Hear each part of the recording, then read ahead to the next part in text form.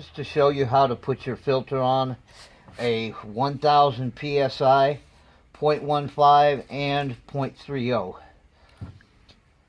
with the end facing the right hand side of the filter bracket. Put in your all 4 screws into the filter.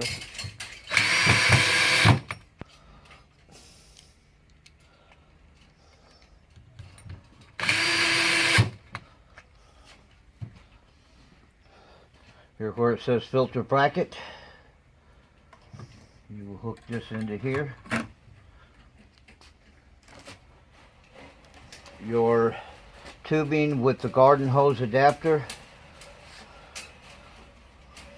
will plug into the inside. Just push up real hard.